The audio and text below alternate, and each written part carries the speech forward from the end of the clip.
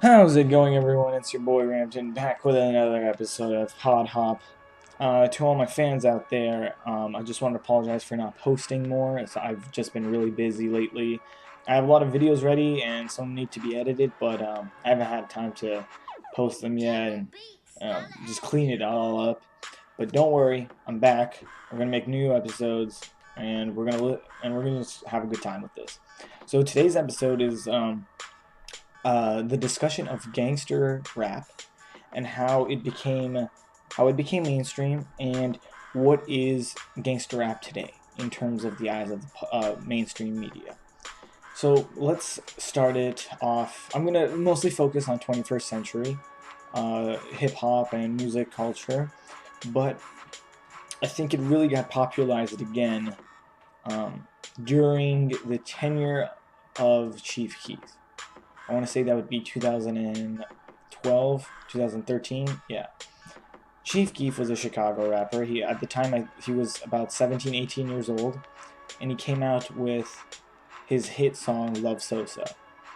And then he became really much more popular with songs like Hate Being Sober and I Don't Like, which he did collaborations with Kanye West. His album, Finally Rich, when it premiered, I mean, it was it was full of bangers, and it became into a key point of charts and hip hop culture during the time.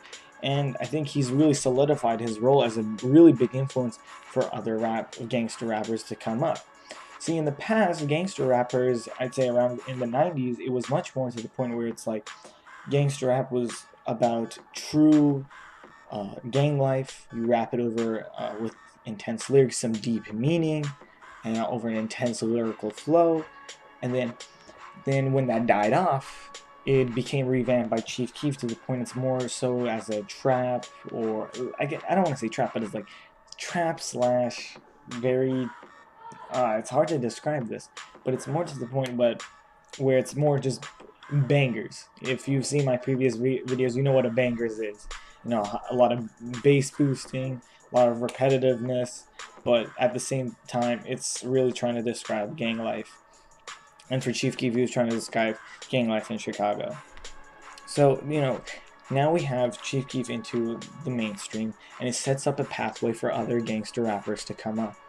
Some gangster rappers didn't really make it into the mainstream, but still really kept with that '90s path where you do intense lyricism, deep meaning. I feel that G Herbo, Lil Reese, when they were younger, they really went to that path, made it to XXL, and I feel that but now I feel like those two are more into getting into the Chief Keef path with a lot of more bangers with a Z. If you're a fan, you know what that means. I think one of the biggest surprises that I saw was Lil Reese's "You Ain't Gang." That song, it's not really him, but it's still, it sounds like I guess like a Chief Keef song, to be honest. But then we have other rappers that are coming into the way. So now you have this trio of Chief Keef. You have the gang life, you have the rap, and then you have pop culture. That path is setting up a way for the next. During the time I thought he was next, but which was Bobby Schmurda. Bobby, his hit song "Hot." I don't want to say the full name, but "Hot N Word." Um, it was so big during the summer. It was during the summer. Yeah, it was during the summer with its dance moves, it's the music video, there was memes created from it, all that stuff. That really made him popular. But then we were then we were just shocked by what happened after. See, Bobby Shmurda was a part of a gang called GS9. The gang was already, under a lot of trouble due to violence, gun charges, drug possession, all that stuff. And then Bobby Schmurda and uh, the members of the gang were arrested. And I believe that right now they have 7 more years to go. I want to say 7 more years. Yeah. Then I think that was a huge phenomenon in the rap world because prior to that, no one really thought that these gangster rappers would start to cause a lot of mayhem in the streets to the point where the law gets with them. Usually we think that famous people are untouched by the law, but that wasn't the case with Bobby Schmurda. He was under a lot of heat and a lot of trouble from the law, and then we were shocked because if you think about it, if someone's famous, there's no reason why they would start doing something to lose that fame and fortune to the point where they have to go to jail. I mean, Chief Keef was sort of like that, but it was only for 6 months. That's still long, but compared to other rappers that I will talk about, it's nothing. So it was a huge phenomenon on how, we were surprised that Bobby Schmurda was actually rapping about what he does and what he will do, and it actually happened. So that was, I think, one of the first times in the 21st century that the 21st century, the 2010s, where we saw that. And then we have the next person in line. So first it's Chief Keef, then Bobby Schmurda, and now in 2017, who do we have? We have the young Texas rapper TayK. TayK is the 17-year-old rapper from Dallas, Texas, who became in the mainstream media due to a combination of his gang life, the murder allegations, his capital murder trial, and then his song "The Race." This is a very interesting thing for me to talk about, but because I knew about TayK prior to becoming a part of huge mainstream because I'm from that area and near that area, so I heard about some of his music prior to that. Just I wasn't the biggest fan of The Race and stuff like that, but I still like some of his music, like Murder She Wrote. I think that's his best song.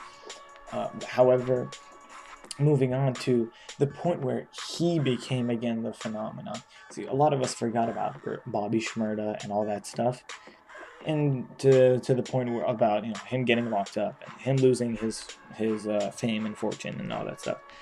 However, then we became we opened up our eyes to TayK and how this phenomenon came to the point again. So TayK was rapping about the song "The Race," about how he fled from Dallas to New Jersey and broke his ankle brace and all that stuff. And then that song, I mean, it's pretty detailed, but no one took that really seriously in the beginning. If you listen to it the first time, you're not thinking he's actually doing that. But then stories came out. There was articles written about him. There's the mainstream stuff saying that he actually did that stuff, and then he got caught the next day after the day he made that music video. So it's crazy that we've come to the point where we used to believe that these rappers don't do what they're going to do, and to be honest, it wouldn't make sense for them to do it. They would lose their fame and fortune. But then when it does happen, it's such a big deal to us that it's a huge phenomenon. I mean, I was so surprised. I saw the New York Times write an article on how they believe TayK might be one of the hardest rappers ever. And I'm thinking to myself, this is crazy. We have come to the point where, when rappers do stuff that they're rapping about or did what they are rapping about, now we're in huge shock. But, I mean, I understand the reasons why, because it wouldn't make sense for them to do it, but then at the same time, I think we're over-exaggerating some of the stuff. I mean, to be honest, sometimes it's hard to get away from that gang life, even when you have that fame and fortune. For Chief Keef, I mean, he tried to, he has a family, he has a daughter, and he's trying to be the best father that he can, but sometimes it's really hard to steer away from that gang life no matter what. So, for that last statement that I just said about him trying to steer away from gang life, I got that from an episode of The Therapist on Viceland. It's on YouTube. Go see how it's this therapist who talks with Chief Keef, and he opens up about his life and everything, and it's really interesting, and I really recommend you guys to watch it. It's amazing, amazing backstory of Chief Keef. Go and watch it, but it's this huge phenomenon of gangster rap, and then how it's blending into this blend between pop culture, mainstream, and then gang life. It's pretty interesting how this surfaces out. So thank you guys for listening to another episode of Hot Hop. Leave a like, leave a comment, and I'll catch you guys next time on the next episode.